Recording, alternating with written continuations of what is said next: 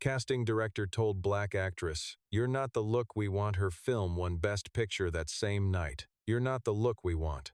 She said it the way someone announces a flight delay. Flat. Practiced.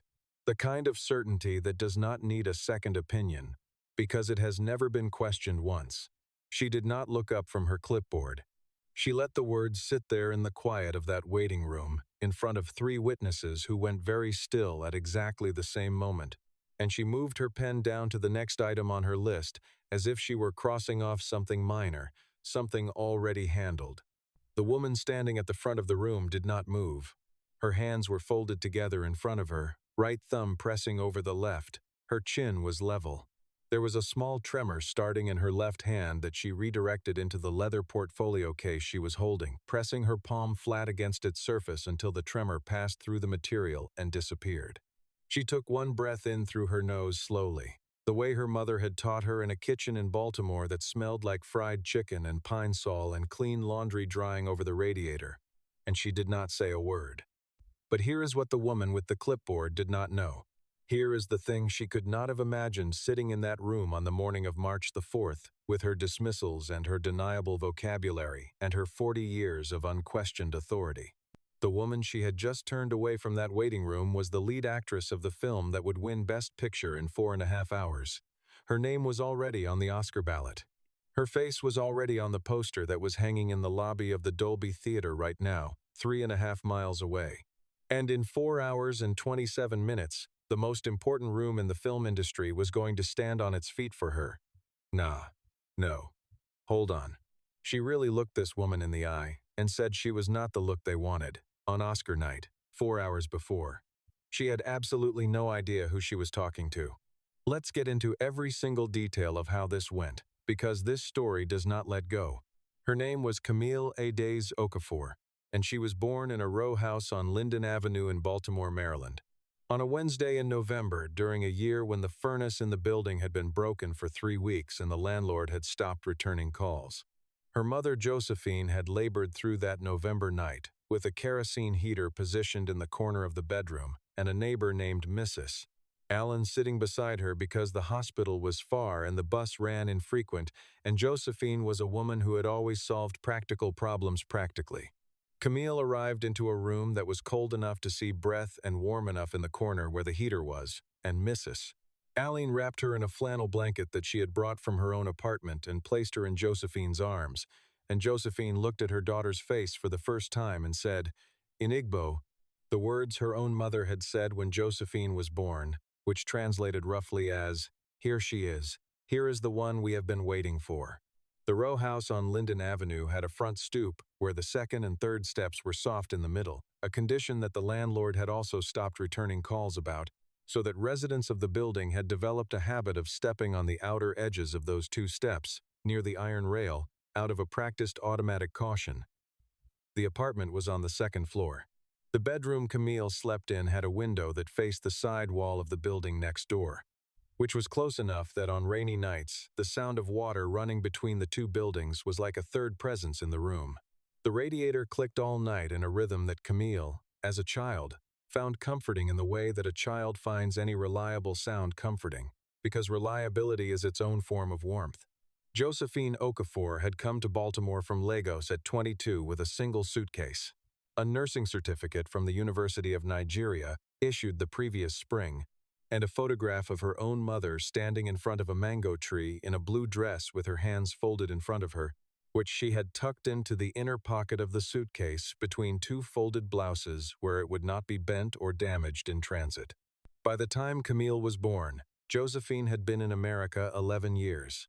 She had failed the American nursing licensing examination twice and passed it on the 3rd attempt at 30 years old while 6 months pregnant, sitting in a testing center in Towson with her ankles swollen and her back aching and the absolute certainty of a woman who had already done the hardest thing and was therefore not afraid of the second hardest thing. She had been told by one supervisor at one hospital that her manner of speaking was too formal, that the patients found it distancing, and that she might consider softening her approach to build rapport. She had thanked the supervisor for the feedback, and then continued speaking exactly as she always had. Because Josephine Okafor was not a woman who adjusted herself to make other people comfortable in the presence of competence. Camille grew up watching her mother move through rooms that had not been designed for her with a particular quality of presence that other people could not name and therefore could not diminish. She watched Josephine walk into a hospital corridor or a parent-teacher conference or a neighborhood meeting and become the most important person in the room without raising her voice, without performing authority, without doing anything at all except being entirely, precisely herself. Camille studied this the way other children study athletics or instruments, not consciously at first, just absorbing it, trying to understand the mechanics of how her mother occupied space so completely that the space seemed to reorganize itself around her. The apartment on Linden Avenue had one bookshelf in the living room, and it was full of books with cracked spines that had been read many times in library books with their white due date stickers on the inside covers. Josephine had library cards at 3 different branches in Baltimore, and used all 3. She also had a habit, on Saturday mornings when she was not working and Camille was not in school, of taking Camille to the Charles Theater on North Charles Street for the discount matinee double features. Films from the 50s and 60s mostly, black and white mostly, the kind of films that the theater showed at reduced prices because they assumed a limited audience. Josephine did not assume a limited audience. She bought 2 tickets and 2 cups of whatever was cheapest at the concession stand and took Camille to their seats and watched each film with total attention. She had a habit during these screenings of leaning close to Camille and speaking quietly while the film played, not explaining the plot but explaining something else, something that took Camille years to fully articulate. She would say, "Watch what her face is doing," or "Notice what he's keeping back right now," or "She's showing you the edge of the feeling, not all of it." She was explaining the architecture of performance. She was teaching her daughter, in the dark of a discount matinee at the Charles Theater in Baltimore, the difference between pretending to feel and knowing which truth to let out and when. Camille was 7 the first time she understood what her mother was teaching her. The film was something with Katharine Hepburn, and there was a moment in it where Hepburn's character received a piece of news she had been dreading, and instead of crying or reacting, she went very still and looked at something off to the side of the frame. And you understood everything about what that stillness cost her. And Camille had grabbed her mother's arm without thinking, because the feeling had come through the screen and landed on her like something physical. Josephine had looked down at her and said quietly, "Yes, that is what it is."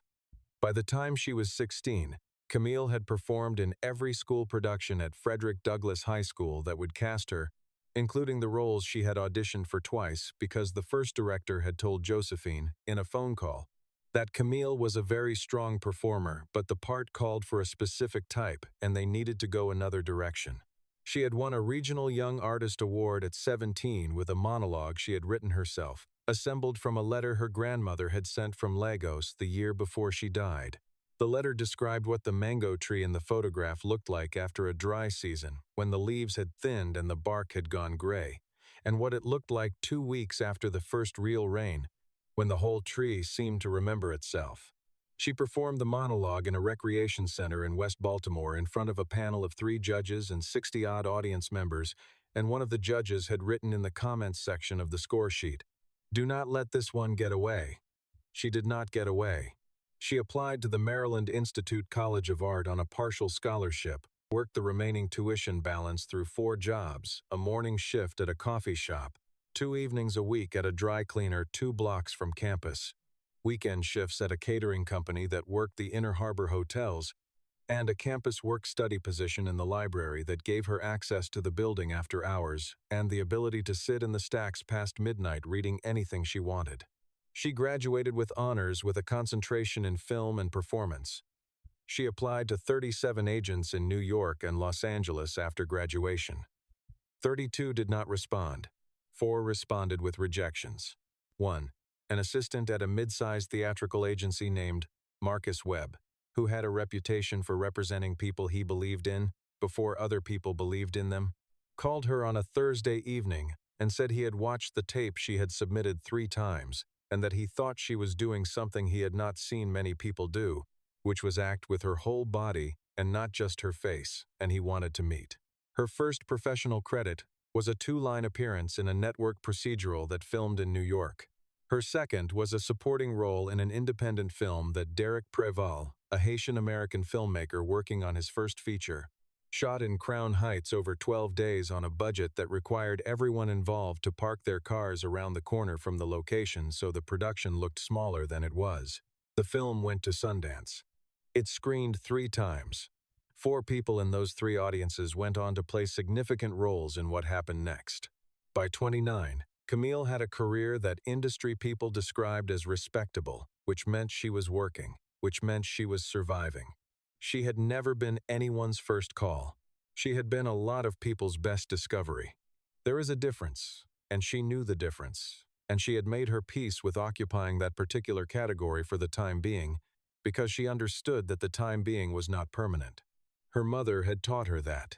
The film that would change everything was called The Weight of Still Water. It was written and directed by Derek Preval, who had spent 11 years developing the script from a story his mother had told him about a structural engineer in Port-au-Prince named Nadege, who had been rebuilding a school from the rubble of a collapsed building after the Takis 2010 earthquake, using salvaged materials and whatever mathematical knowledge she had kept in her head after the earthquake took her license documents and her drawings and her equipment, along with everything else.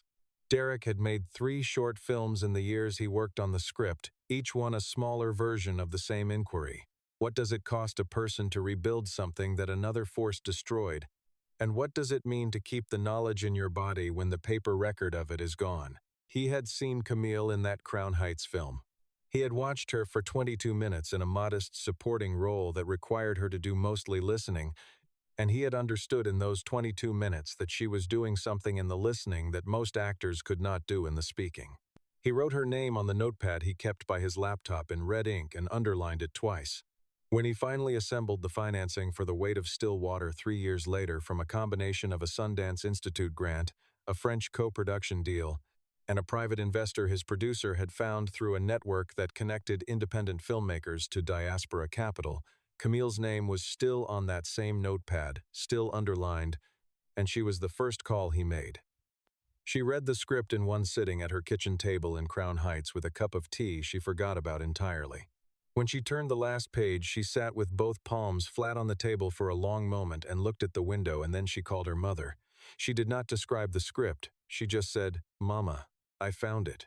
They shot in 53 days across 3 locations, Port-au-Prince, Baltimore, and a disused textile factory in Newark. It was a tight shoot on a tight budget, the kind where craft services runs out by 3 in the afternoon and the schedule requires decisions that require everyone to understand what the film is actually for. The people who saw the early cuts did not talk about them in the carefully qualified way that industry people protect themselves, with the praise that leaves room for retreat. They talked about it like something had happened to them. The film was completed in the fall. By December, it had received the kind of reviews that accumulate slowly and then arrive all at once. By the time the Academy Award nominations were announced in January, Camille Okafor's name was on the list for Best Actress, and the film itself was nominated in 8 categories, including Best Picture. Her name was already on the poster in the lobby of the Dolby Theater. Her face was already on the billboard on Sunset Boulevard that the Academy had arranged.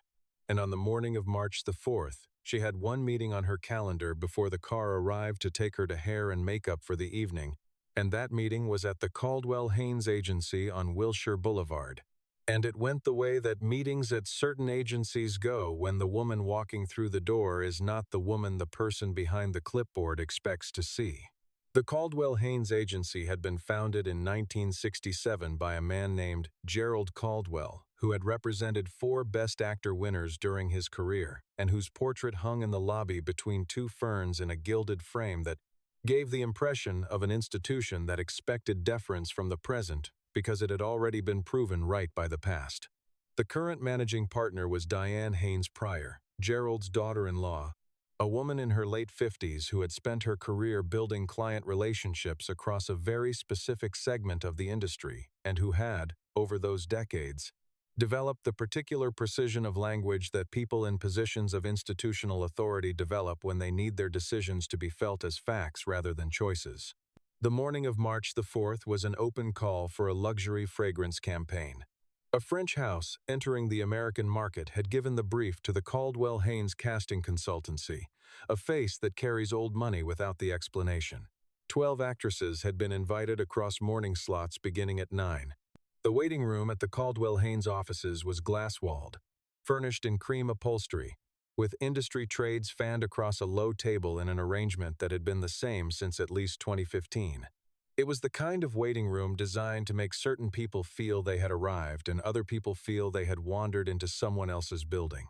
Camille arrived at 9:15 in a black blazer, white shirt, dark trousers, and low heels, her natural hair shaped close to her head.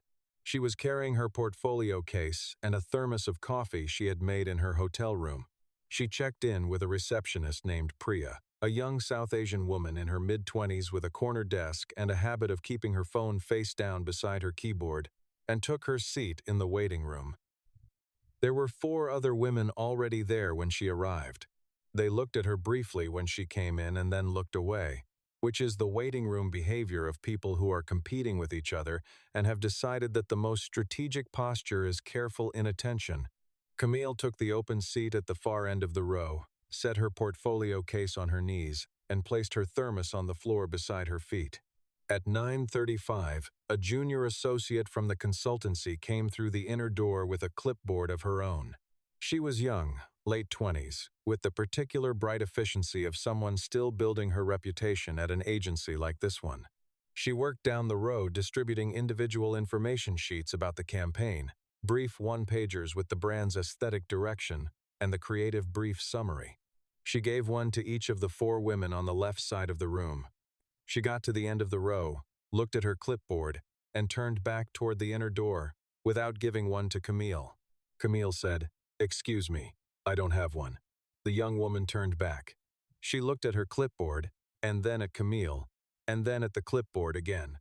She said, "What name?" "Okafor. Camille Okafor. 9:15. The young woman looked at her list for a long moment. She said, "I'll check on that," and went back through the inner door. She did not come back with a sheet. The session continued. The other 4 women went in and came out in their slots. By 10:15, 2 of them had left the building, and 2 were sitting in separate chairs looking at their phones with the particular focused non-attention of people trying not to make eye contact with their direct competition. By 10:20, they too were gone.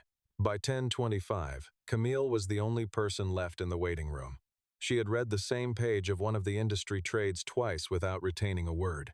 She set it on the table and looked at the wall and found the shot in the film, the one she had done 17 takes of, the one where her character stood in the rubble of the collapsed classroom and looked at what was in front of her and understood what she was going to do about it.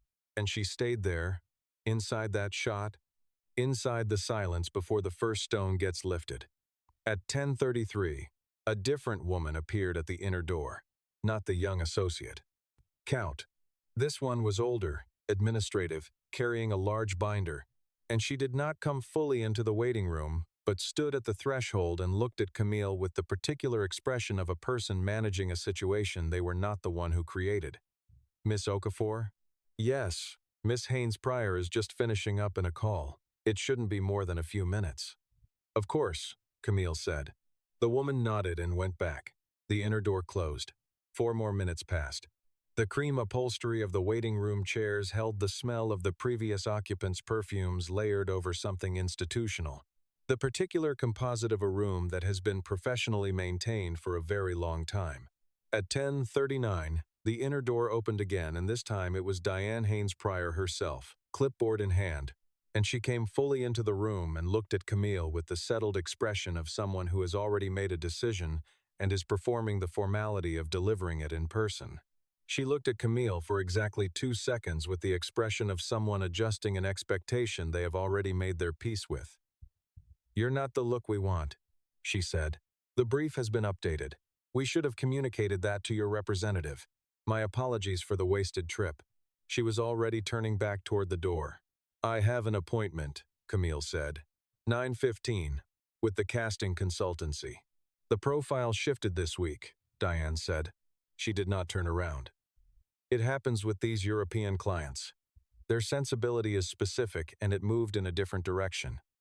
We'll follow up with Marcus directly." She pushed the inner door open and it swung behind her and settled with the soft click of a door built for a building where things are not meant to be heard from the next room. Priya at the front desk had gone very still. She was looking at the surface of her desk with the careful attention of someone trying to be invisible inside their own body. She had heard every word. She had been hearing words like those for 2 years from behind that corner desk, and she had been looking at her desk every time, and on this particular morning, looking at her desk felt like the worst thing she had ever done. She moved her phone from face down to face up. She pressed record. The decision took about 3 seconds and she did not think about it consciously. Her thumb just moved. Camille sat in the empty waiting room for a moment.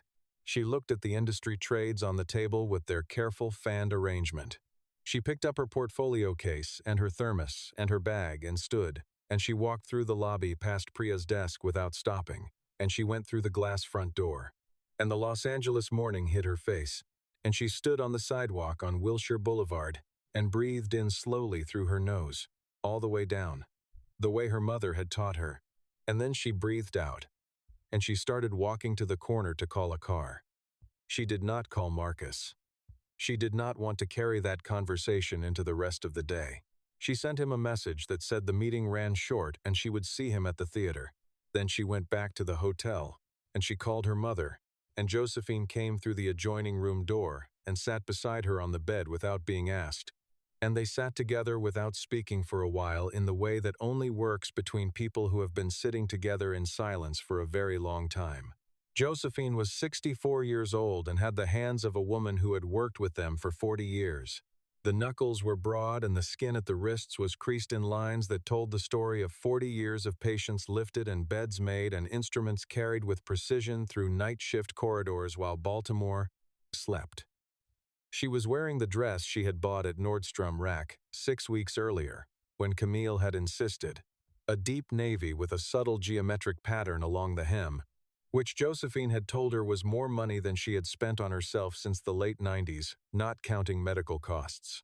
She sat beside her daughter on the edge of the hotel bed and looked at the wall the way she looked at things when she was not going to speak until she was sure of what she wanted to say.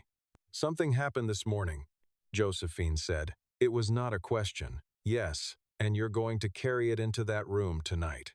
Camille did not answer. "That's all right," Josephine said. "You carry everything into every room you walk into. That is the whole of what you do. You take what happened to you and you take what happened to me and what happened to my mother, and all of it comes into the room with you and it sits in the work. It always has." And she reached over and took Camille's hands in both of hers, the broad, warm hands that had steadied so many things over so many years. And she held them. "What she said today has nothing to do with what happens tonight. You understand me?" Camille pressed her thumb against the crease along the back of her mother's left wrist, the one that had been there since Camille was small, the indentation left by years of lifting. She had touched that crease 1,000 times. She touched it now. "I understand you," she said. They dressed together in the two-room suite. Josephine helped with the zipper of the burgundy gown that the designer had sent over specifically for tonight, the deep, dark column of it settling into place, and Camille clipped her grandmother's gold earrings, the ones from the photograph, the ones from Lagos, the ones that had come across the ocean in the inner pocket of Josephine's suitcase 20 years before Camille was born, into her ears. They stood together in the mirror, Josephine behind her, both of them looking at the reflection, and Josephine pressed both hands flat against her own chest, in the way she always did when something was too large for words, and she had to hold it with her body instead. "Stop," Camille said. "I'm not doing anything," Josephine said. She was absolutely already crying. But here is what Diane Haynes Pryor did not know as she went back behind her inner door on the morning of March the 4th. She did not know about Priya and the phone. She did not know about a journalist named Kai Nguyen who covered the awards beat for a film industry publication and who had been working on a piece about the Caldwell Haynes casting consultancy for 6 weeks, following 2 separate tips from former assistants about a pattern in the agency's talent selection process that those former assistants described in their messages to Kai, using the same language. They have a system for saying no to black women that they have been using for 20 years, and nothing has ever happened about it. She did not know that Kai had been building that story slowly and carefully and was waiting for one more piece of documentation.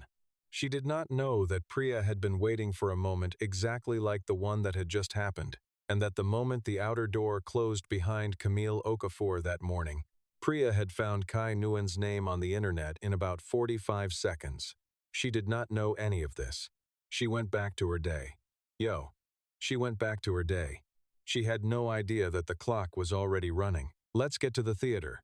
The Dolby Theater on Hollywood Boulevard was lit the way it is lit for the Oscars, which is to say it was lit as a monument to itself, the exterior wrapped in the kind of warm gold light that announces that what is happening here tonight is the standard against which other things are measured.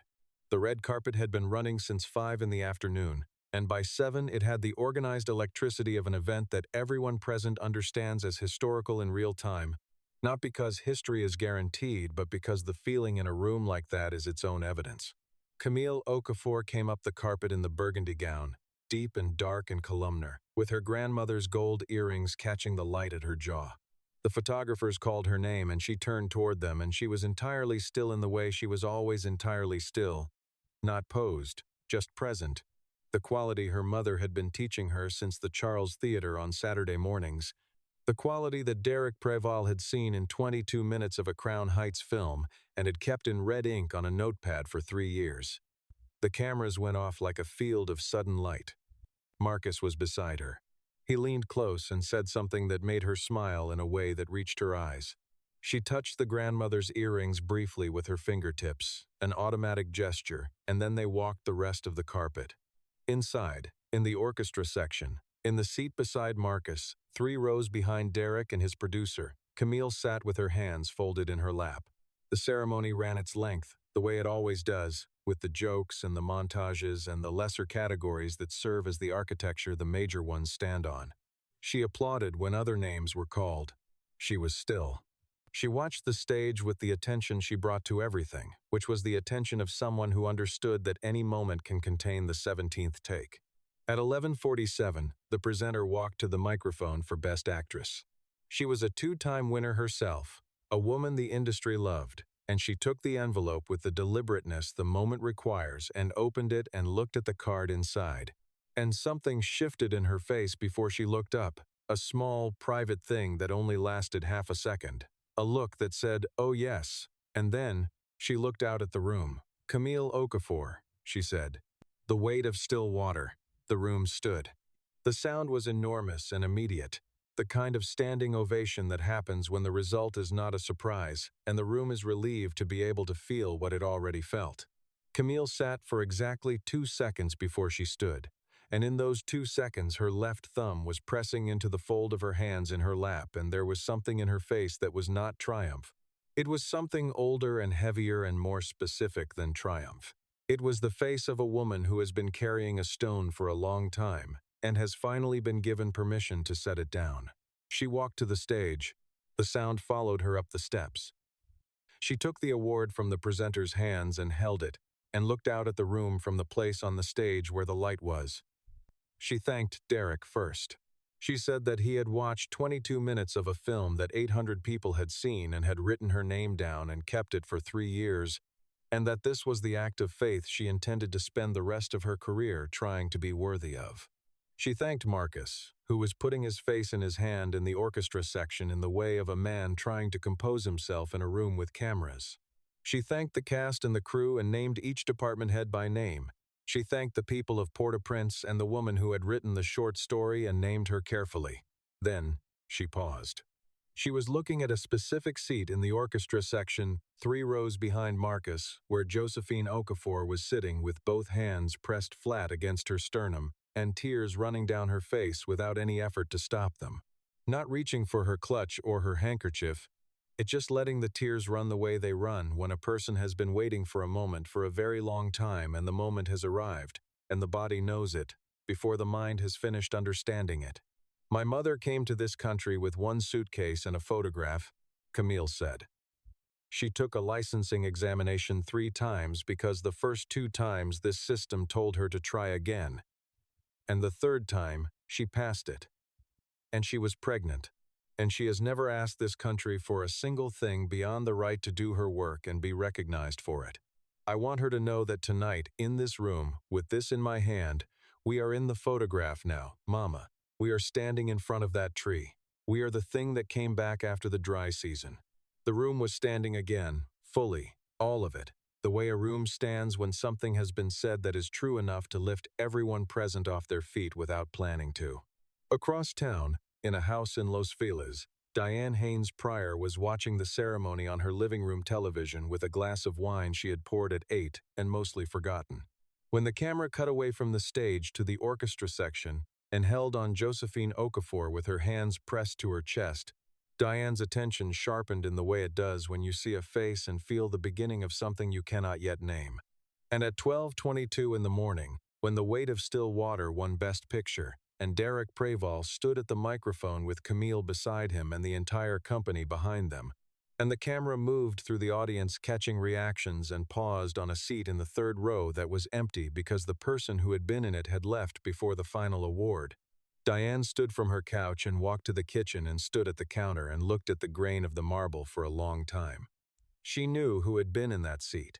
She had kept the Oscars seating chart because she always kept the seating chart for major ceremony nights as a matter of professional practice. She was standing in her kitchen in Los Feliz understanding the exact dimensions of what she had done that morning, and the understanding was arriving like water into a space that has been sealed for a long time, filling the shape of the space precisely. She went to bed. She did not sleep. At 8:45 the next morning, a piece appeared on a film industry news site under the byline of Kai Nguyen. It was not long. It was precise. It documented 3 separate incidents across a 6-year period in which black actresses had been removed from casting consideration at the Caldwell Haynes consultancy using language that witnesses described as racially exclusionary. The piece cited 2 former employees and 1 industry professional who had submitted clients to the agency. At the bottom of the piece, in a single paragraph, it described the session that had taken place at the Caldwell Haynes offices on the morning of March the 4th. As recounted by a witness who had been present and who had asked not to be named, it was Priya. Of course it was Priya. Priya, who had kept her eyes on her keyboard and her phone face down for 2 years. Priya, who had gone very still when the door to the waiting room opened that morning. Priya, who had moved her phone from face down to face up and pressed record, and who had sent Kai Nguyen a message that same afternoon with a brief account of what she had witnessed and a question. Are you still working on that story? By 10 in the morning, the piece had been picked up by 3 major entertainment publications. By noon, it was in general news outlets. The Caldwell Haynes social media accounts went quiet at 11:15. The French fragrance brand issued a statement at 2 in the afternoon severing their relationship with the agency's casting division, 3 sentences long, containing the phrase, reassessing our values, alignment, which is the language brands use when the mathematics have shifted and they need vocabulary that sounds like principle. At 3 in the afternoon, Diane Haynes Pryor's attorney sent a correction request to Kai Nguyen's publication, describing the account of the March 4th session as materially inaccurate and stating that Miss Haynes Pryor's comments had been taken out of context and misrepresented, and that the firm was reviewing the article for potential legal action. At 4:17 in the afternoon, someone forwarded Kai Nguyen an audio file. Priya had pressed record before the door to the waiting room had fully closed. The audio ran for 2 minutes and 14 seconds. The ambient noise in the reception area of the Caldwell Haynes offices was low, and the waiting room was close, and every word was clear. The voice that said "you are not the look we want" was clear. The voice that said "the profile shifted" was clear. The voice that said "we'll follow up with Marcus directly" was clear. The 30-second silence that followed before the outer door opened and closed was clear. Kai Nguyen published the audio with a full transcript at 4:45 in the afternoon. At 5:30, Diane Haynes Pryor's attorney called back and withdrew the correction request. At 6 in the evening, the managing partners of the Caldwell Haynes agency held an emergency board call that lasted 45 minutes. At 7:15, a statement was released announcing that Diane Haynes Pryor had agreed to step down from her role as managing partner effective immediately. pending a full review of the agency's casting consultancy practices. The statement described the agency as deeply committed to equity and inclusion, which is what institutions say when the commitment did not prevent the thing that happened, and the statement is the last remaining gesture available. At 9 that evening, Diane Haynes Pryor posted a personal statement to her professional social media account. The first paragraph described considerable personal reflection and unconscious bias and the real consequences for real people. The second paragraph acknowledged the specific incident of March the 4th and expressed deep regret. The third paragraph, the last one, stated that Camille Okafor's achievement in The Weight of Still Water was evidence of extraordinary determination. Extraordinary determination, not artistry. Not genius, not mastery. Determination. The word landed in the comments section the way a match lands in dry grass. 11,000 responses in the first 2 hours. Every one of them addressed the third paragraph, specifically the choice of that one word. By the end of March, 2 additional actresses had come forward with documented accounts that fit the pattern Kai Nguyen had described. A civil rights attorney named Marvella Thomas, who had spent 20 years litigating employment discrimination cases in entertainment industry contexts, and whose track record the industry knew well enough to take seriously, filed a class action complaint on behalf of 4 former agency employees. The complaint cited the audio recording, a documented pattern of racially exclusionary talent decisions across an 8-year period, and 3 internal emails provided by one of the former employees. The emails referred to talent using language that Marvella Thomas's filing described as evidence of a systematic racial exclusion policy operating behind the cover of subjective aesthetic language, which is to say the cover that had been working in that building for 2 decades until a 26-year-old receptionist decided that looking at her keyboard one more time was more than she could do. Marcus Webb negotiated a first-look development deal for Camille with a major studio in April. The trades announced it with the language reserved for deals of significant size. The French fragrance campaign launched in June with a different agency. They cast a Senegalese-French actress who had been working in European theater for a decade and who had never been submitted to Caldwell Haynes because her agent had stopped submitting black clients to that agency 3 years earlier. The campaign was photographed in Paris and received coverage in 11 major publications. The tagline was, "Old money is just new money that lasted." Camille and Josephine went to Lagos in June. They went to see the mango tree.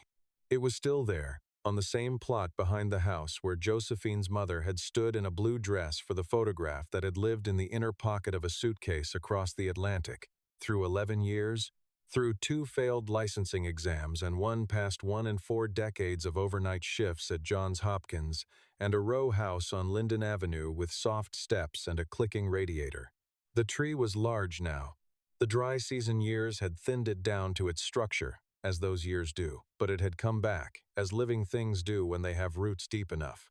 Josephine stood in front of it and Camille took a photograph on her phone, and then Josephine took the phone and held it out at arm's length and they stood together in front of the tree, both of them in the frame, in the same light, in the same place the photograph had always pointed toward.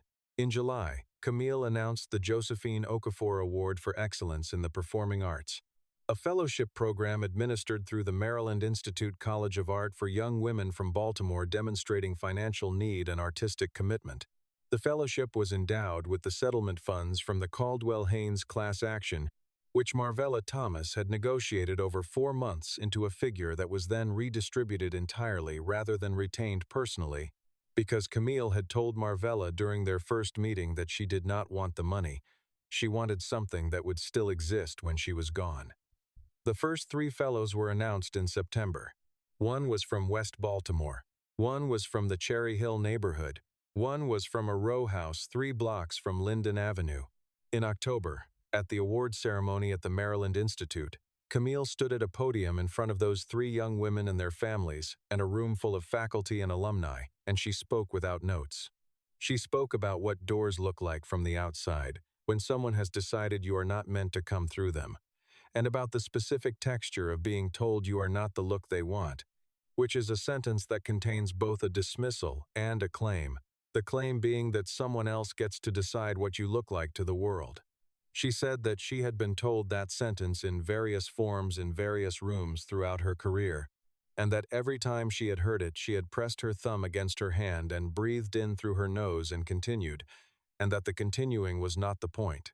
The point was that the continuing had eventually become a film, and the film had become a night, and the night had become a fellowship, and the fellowship was now 3 young women sitting in the front row in this room. And the door that had been described to them as locked was not locked, and it had never been locked. And she intended to make sure that everyone who had ever held that door closed understood that their ability to do so was finished. Josephine was in the front row in the navy dress, with the subtle hem pattern. When Camille said her name, she pressed both hands against her chest, and the tears came the same way they had come in the Dolby Theater, silently, without reaching for anything. Just the tears running down and the hands pressed flat, and the navy dress and the gold earrings, because the earrings were there too, the grandmother's earrings, because the photograph had always been in the room. In the back row, a 19-year-old girl named Maya, who had wanted to be an actress since she was 7, and had been told in the past year by 2 different theater programs that she was not the right fit, sat with her mother and listened without moving. On the drive home, she was quiet in the specific way of a person who has had something rearranged inside them and needs a little time to understand the new arrangement. When her mother asked what she was thinking, she said she thought she needed to audition again. Her mother asked which program. Maya said, all of them. Man. Listen, you know what part of this story I have not been able to stop thinking about? It is not the Oscar. It is not the audio recording, though that was something. It is Priya pressing record. It is a 26-year-old woman at a corner desk deciding that she had spent enough time looking at her keyboard and doing the one thing she could do with the tools she had. Because the thing about moments like the one in that waiting room is that there are always people who see them happen, and every single one of those people has to decide in real time who they are going to be in the space between witness and action. And Priya decided. And the story changed because of that decision. Now, this is a work of fiction. The people in this story, the events in this story, the places and names and details, they are invented for this video. But here is what is not invented. The waiting room is real. The language is real. The specific mathematics of being told you are not the look they want, in the exact industry, in the exact kind of room, on the exact kind of morning that has happened, it happens. The Priya at the corner desk making a decision that most people would describe as small, and that turns out to be the hinge the whole story turns on, that happens too. So I want to ask you something directly, and I want you to actually think about the answer before you scroll past. Have you been in that waiting room? Not necessarily literally, but have you been in the version of that waiting room that exists in your life, in your field, in your city? Have you been told, in whatever vocabulary your particular room uses, that you are not what they are looking for? And if you have been in that room, what did you press record on? What did you keep going on? What did you build from the rubble of that moment that is still standing? Tell me in the comments. Tell me genuinely, because I read them, and this community is where those answers belong. If this story did something to you, if something in it hit the thing it was meant to hit the like button, because that is how this channel finds the people who need it.